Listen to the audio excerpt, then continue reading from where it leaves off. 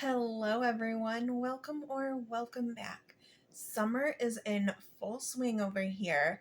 And so I decided to sit here and chat with you guys a minute about some things because I have seen that there are people trying to get ideas as to what to do during their summer break with their kids. So, if you are somebody who is a grandparent, a parent, a babysitter, an older sibling caring for one of your younger siblings, or if you're just looking for some fun ideas with or without kids, and you are struggling to figure out what to do, go ahead, stick around, and let's get into these ideas.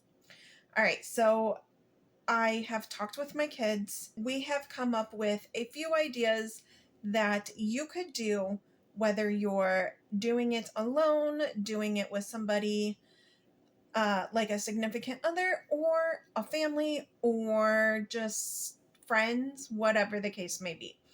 If you're looking for something to do this summer, these are some ideas we have come up with. First idea is if you live near a place that has like a beach or a lake or something like that, you could go there for the day or even a couple hours. You could also do scavenger hunts.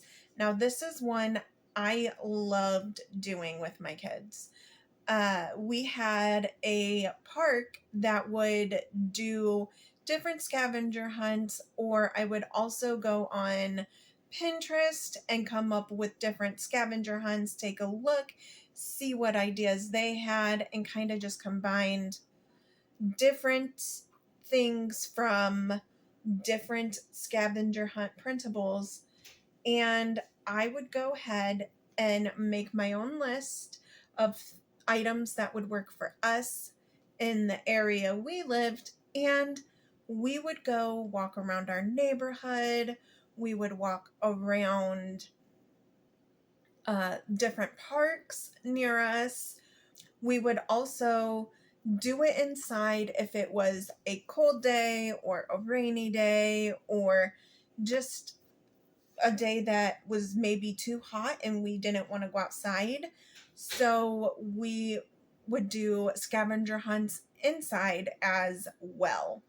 So I highly recommend the scavenger hunts. The other thing I recommend is a movie day, movie night. If you are living near somewhere that does drive-ins, those were always one of my favorites as a kid. We have taken our kids to a drive-in, I believe once, and they really enjoyed it. We also like to do movie nights once a week at our house where we just get in our pajamas and we curl up on a couch and or make beds on our floor, grab our snacks we want, and we do that. Also, if you are somebody who likes to do the movies and you have a movie theater, go ahead, go to their website. Sometimes, not all theaters, but some theaters will do like a $5 movie or even a free movie, and you can go at this given time during the week and watch a movie for like $5 or free or whatever the case may be that they are doing. So check out that. You could play in water. Now, we have done pools. You can get a pass to a local swimming pool. You could have a pool in your own house, in your own yard, or a pond, or do a sprinkler. We purchased reusable water balloons. And my kids play with that in the water. We've done where you have like a sprinkler surrounding your trampoline so that they're jumping and burning energy that way while also being in water so they're not like overheating or anything. Slip and slides, those are great. So, yeah, just water. Just keeping yourself cool and playing in water during the summer. Going to a local playground, maybe they have like a splash pad there, or you can bring stuff with you to kind of cool down, maybe have a picnic at the splash pad.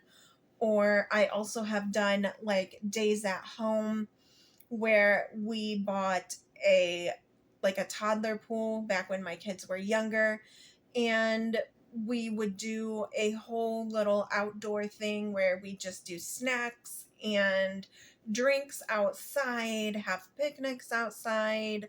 They'd play in the pool, play in their slip and slides and with their water balloons, all the things, and we just make it a fun day. But you could also go to a local playground and just let them run around, make sure they're staying hydrated and have the food and like spray bottles and stuff so they're not getting overheated.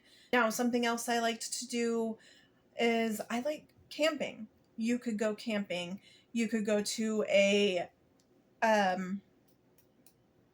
like an actual campground with a tent or a camper or a motorhome, or I think some campgrounds actually have cabins.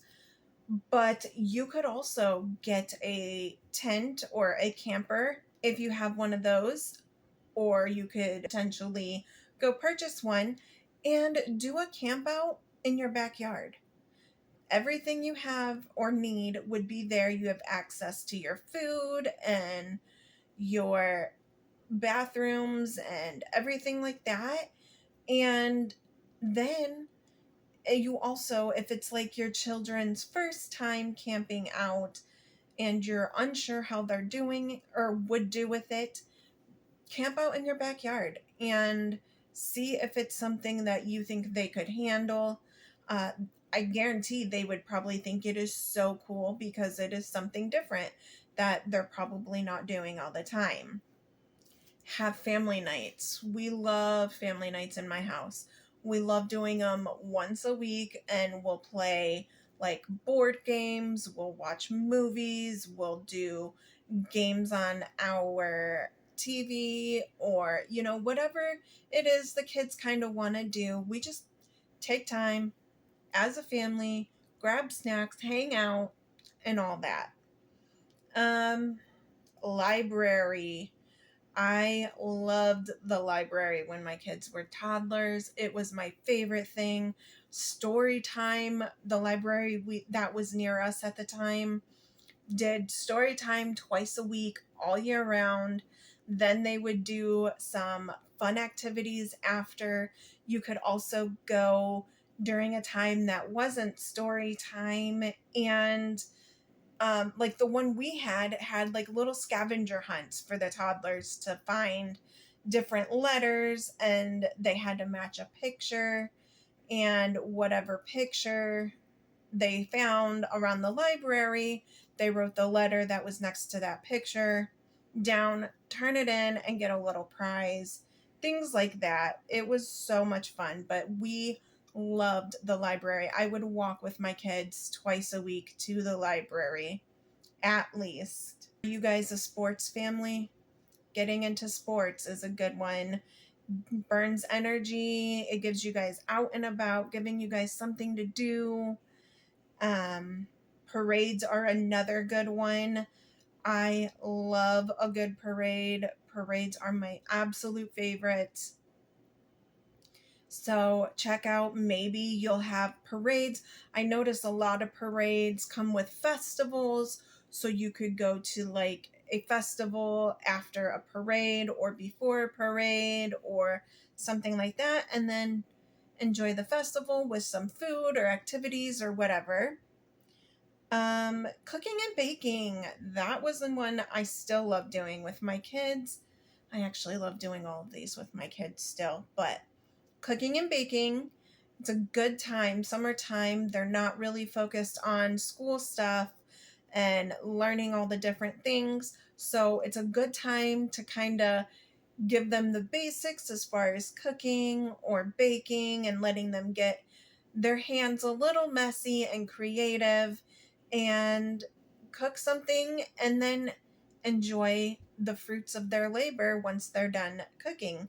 And then maybe talk with them like, oh, is there anything you would do different with what you made? Or do you think it's great the way it is? Or things like that. Kind of strike up the conversation, get them talking, get them thinking, and all that.